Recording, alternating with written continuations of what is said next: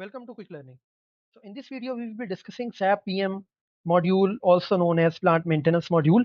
This is one of the most important SAP utilizations in different manufacturing plants, where you are regularizing, integrating, and keeping track of plant equipment and machinery maintenance. So in this video, we will be discussing some key features, further asked questions, and practical tips regarding SAP plant maintenance module. So let's start with the initial overview. What is SAP PM module? So going forward, what is SAP PM module? SAP PM module in SAP ERP is being used for multiple sorts of planning, scheduling, and executing maintenance activities. So basically, there are three main purposes of this SAP plant maintenance module. One is the planning, other is scheduling, and the third is execution of those maintenance activities, and another one is the closing or close out of these activities after the due maintenance. So what it is, how it is being integrated? It integrates with materials management, PP production planning, and FI financials and controlling module. So this module is being connected, and it is already connected and integrated with other SAP modules like material planning and plant production and finance control, etc. So in this way, this module is coordinating with other modules as well. So moving forward, what are the core functions of this particular module? So there are few of the core functions that I have mentioned here. Number one is the preventive maintenance. The next one is corrective maintenance, then breakdown maintenance, then refurbishment, calibration, and work clearance. So these are major 6 core functions of this module. Preventive maintenance is that maintenance that is being planned and executed preventively prior to any breakdown or issue. It includes the time-based maintenance of the equipment, like a maintenance at 750 running hours, 1500 running hours, 3000 running hours, 6000 running hours, as per OEM instructions. So this is the preventive maintenance. The next is corrective maintenance. That type of maintenance, if there some issue is being faced, then to correct that issue or problem on the equipment, on process, then this type of maintenance is being performed. Next is breakdown maintenance. If there is any breakdown on any machine that it is unable to run, then this type of maintenance is being performed through SAP PM module. Then refurbishment of any equipment, calibration of any in the digital or electronic equipment, and last one is the work clearance of the machinery that are available in our areas. So there is some key master data points of this module. So let's discuss one by one. The number one is the functional location. That is the main, the center point of any area. For example, you can see in easy example, it is like a street number or a block number of any residential area. That is called the functional location on which certain types of equipments are installed. The next one is the equipment, the specific equipment that are installed on that functional location. It can be fillers, labelers, or shrink packers, homogenizers, separators, UHT plants, etc. So these are the equipments. The next one is bill of materials. All the bonds or the materials that are being used in the maintenance of that particular equipment. Then we have task list.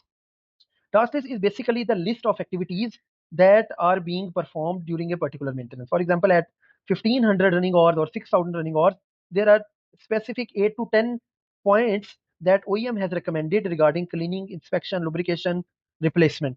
So those points are mentioned in task lists. Then we have maintenance plans. Maintenance plans are basically the time durations on which that maintenances are planned. Earlier, I was mentioning like the maintenance is planned after 6000 hours, or once in a year, or twice in a year, like 3000 running hours or 1500 running hours. So maintenance plans of each equipment are available in the system according to its running hours. And when once that time is reached, the system itself shows and displays that now we have to perform the maintenance of this particular equipment. Then we have measuring points and counters that calculate how much running hours have passed, and what is the cost, what is the performance of equipment, etc. So these are also the key master data points. So moving forward, let's discuss some frequently asked questions first. Then we will be moving forward to get an insight on some key features of this module. What is functional location? It's a hierarchical place where a maintenance task is performed. What is difference between functional location and equipment? The location is fixed, like I mentioned about a street or a block, while the equipment is movable. It can be dismantled from a particular functional location and can be moved to another functional location. What is notification? A notification is a formal request for maintenance or to report a failure in the equipment. What is maintenance order?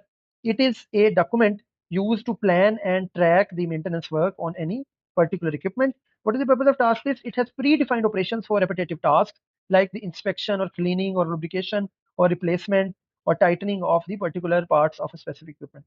What is maintenance plan?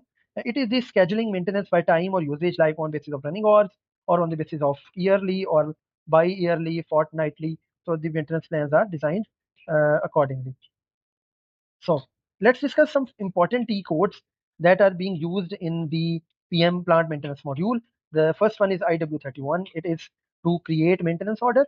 The number second is IW32 to change their maintenance order that is already being created. IW28 or 29 is to display the list of maintenance modifications that have been created. Either it is open or closed, all will be displayed depending upon the check that you select at start. IL01 is to create a specific functional location. Then IE01 is to create equipment on a specific functional location.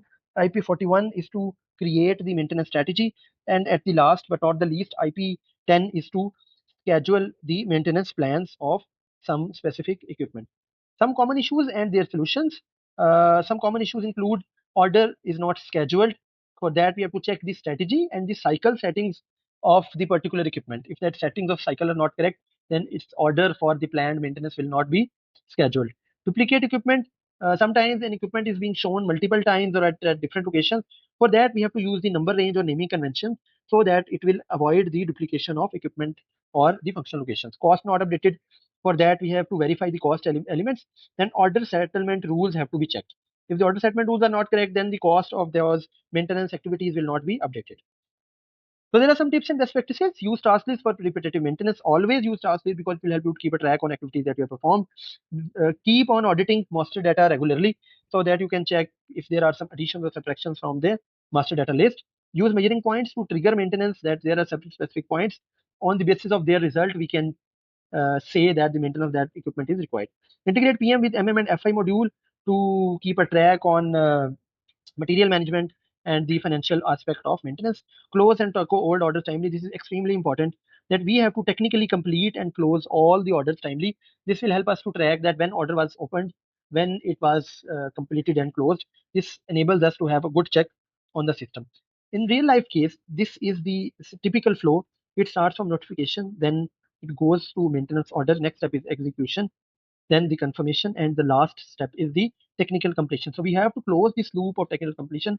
We should not stop by executing the activity first. Normally, the maintenance staff just relies on the execution of the activity, but its confirmation and its technical completion is extremely important in the system. So we all of us must follow this one thing. In conclusion, there are three main points that I want to highlight here. SAP PM module reduces downtimes and it surely improves the asset reliability. This is tried and tested, checked in multiple organizations that the performance of equipment is improved through SAP PM module. The next one is master data accuracy and proactive planning is the key for effective execution of maintenance activities. If we are not planning proactively and our master data is not accurate, the task lists and the maintenance plans, etc., the functional location, equipment are not correct, then the maintenance that we are performing will not be that much reliable.